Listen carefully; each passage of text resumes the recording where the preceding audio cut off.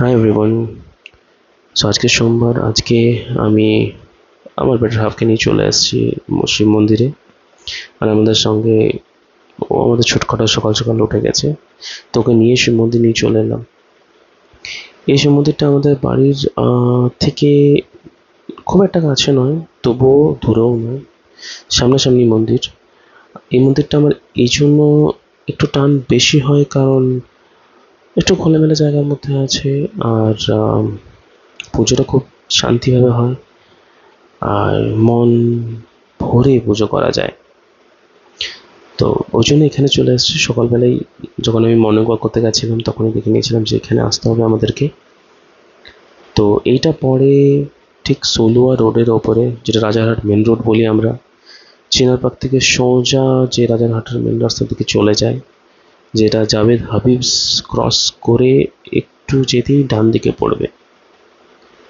So ওখানে এই শিব মন্দির আছে। তো তোমরা যারা এই চত্বরে থাকো, বেসিক্যালি নিউ টাউন টা এখান থেকে একটু দূরে।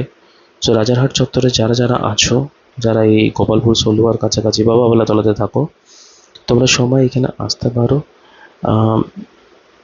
অবশ্য বাবা শিব তোমরা যেখানেই পুজো করবে সব জায়গাতেই এক, কিন্তু তবুও সবার একটা শান্তির ব্যাপার হয়, যে যেখানে শান্তি পায়। তো এখানে এসে প্রথমে আমরা আমাদের সঙ্গে জল ঢালানোর পাত্র নিয়ে এসেছিলাম, কিন্তু জলটা আনিনি। এখানে এসে দেখলাম সেই জলের ব্যবস্থাও করা আছে। বাবা শিবকে বেশ জল দিয়ে স্নান করানোর পর, দুধ দিয়ে স্নান করানোর পর মন ভরে পুজো করলাম। এইখানে আমার অর্ধাঙ্গিনী আর আমার ছুটকা, ওরা বাবা শিবের মাথায় জল ঢালছে, ভালো করে পুজো করছে। আর প্রতিটি সোমবারেই এই মন্দির বেশ জাঁকজমক করে সাজানো হয়। আমি তো এই রাস্তার ওপরে যতবার যাই, সেটা সকালে মর্নিং ওয়াক হোক বা অফিস হোক, প্রত্যেকবারই মাথাটা একটু নিচু করে প্রণাম করে এখান থেকে চলে যায়, তাতে একটু মনেরও শান্তি হয় আর দিনটাও ভালো কাটে। তো এখানে একটা অনেক পুরোনো একটা বটগাছের নিচে এই বাবা শিবের মন্দির করা হয়েছে।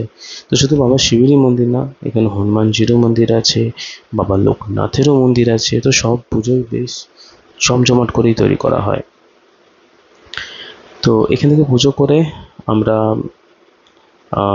সেরে পরে সোজা বেরিয়ে যাব একটু জলখাবার খেতে। তা সেটা হয়তো পরের ভিডিওতে ক্যাপচার করব, বাট এই ভিডিওতে আপাতত এটাই। পরের ভিডিওতে আবার দেখা হচ্ছে।